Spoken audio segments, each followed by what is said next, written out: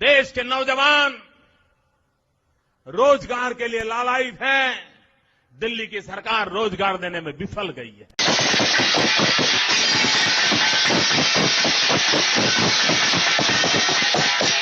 उन्होंने वादा किया था, चुनाव मैनिफेस्टो निकाल दीजिए। उन्होंने कहा था कि दिल्ली में हमारी सरकार बनेगी तो हम 1 करोड़ नौजवानों को रोजगार देंगे। 1 करोड़ नौजवानों को। मैं हिंदुस्तान में जाकर के हर कोने में पूछता हूं, कोई नौजवान है मुझे बताएं कि दिल्ली की सरकार ने रोजगार दिया है। हिंदुस्तान में कोई नौजवान नहीं मिल रहा जो कहता हो कि दिल्ली की सरकार ने उनको रोजगार दिया है। क्या ये झूठे वादे करने वालों पर भरोसा कर सकते हैं? 5 तारीख 5 बजे 5 मिनट थाली और तालियां खूब बजाई। लोगों ने इस पर बढ़ चढ़ कर भाग लिया। इसमें सबसे ज्यादा युवाओं ने भाग लिया। ताली और थाली सिर्फ युवाओं में नहीं बल्कि आम इंसानों में भी बजी। सबसे ज्यादा बेरोजगार जिनकी नौकरियां चली गई वो भी आज थाली लेकर, मैं भी बेरोजगार के चक्कर में, वो भी अपने ताली और थाली उसने खूब बजाई।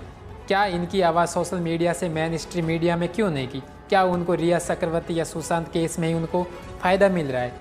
नौजवानों का भविष्य न हो, माताएं बहनें सुरक्षित न हो, किसान बेहाल हो,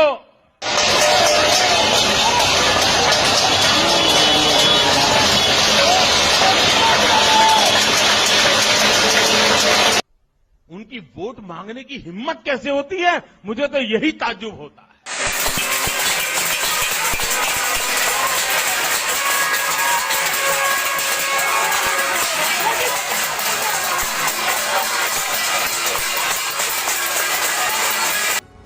क्या अगर इन युवाओं की ताली और थाली अपने चैनल में अगर बजाई गई होती तो आज युवाओं को आज इस तरह से थाली और ताली नहीं बजानी पड़ती, वो दर दर की ठोकरें खानी नहीं पड़ती।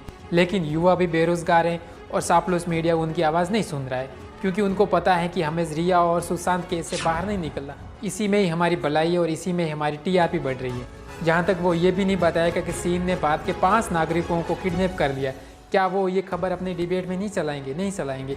लेकिन जिस तरह से युवाओं में अपना आक्रोश दिखाया है, अपना जोश दिखाया, अपना जुनून दिखाया है और बेरोजगारी का पुरजोर से विरोध किया है, आप देख सकते हैं तस्वीरों में अलग अलग कई ऐसी तस्वीरें आई है हमारे पास जो कहते हैं कि हमारे चैनल में भी ये डालो। हमारे पास कई वीडियो भी आए हैं लेकिन हम इतने नहीं दिखा सकते हैं। लेकिन आप तस्वीरें भी देख सकते हैं कितने युवाओं ने थाली और उत्साह के साथ बजाई। इस सरकार गूंगी बहरी सरकार को भी जगाया, लेकिन जागने का ताकने का नाम तो अब पता नहीं कैसे लेगी या नहीं लेगी। लेकिन जिस तरह से युवाओं ने अपना जोश दिखाया, अगर इसी प्रकार से पूरे देश में इस तरह से जोश सामने आता है तो आज युवाओं में आज बहुत एकजुटता की ताकत हो जाती और सरकार को भी इनके घुटनों पर आना पड़ता। लेकिन अब ये नहीं हो रहा है कि सरकार तक आवाज़ नहीं पहुँची। क्या थाली और ताली सिर्फ कोरोना महामारी भगाने के लिए बजाई गई थी? क्या युवा अपना दर्द सरकार को नहीं बता सकता ताली और थाली से?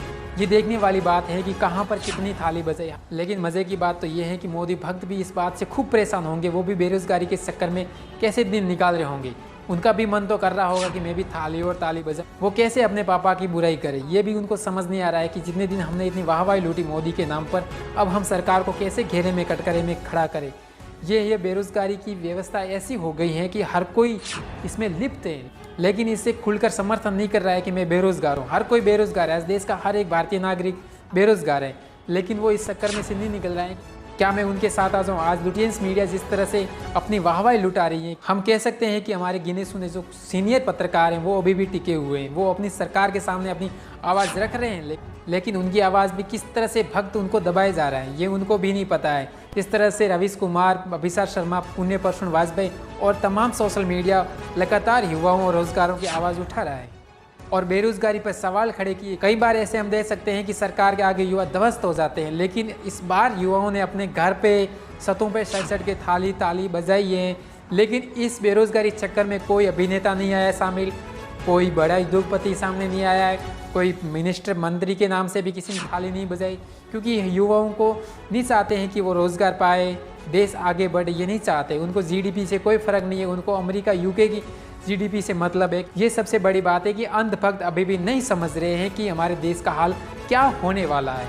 ये आने वाले समय में ज़रूर उनको भी पता चलेगा कि देश किस कदर जा रहा है। लेकिन कल की ही न्यूज़ में ये बताया जा रहा है कि चीन ने भारत को धमकी दी है कि हम 1 इंच भी पीछे नहीं हटेंगे। जो उन्होंने कई सैकड़ों किलोमीटर घेर रखे हैं, अपने कब्जे में कर रखे हैं, 5 भारतीय नागरिकों को भी कब्जे में कर रखा है। ये किसी चैनल डिबेट में नहीं चल रहा है।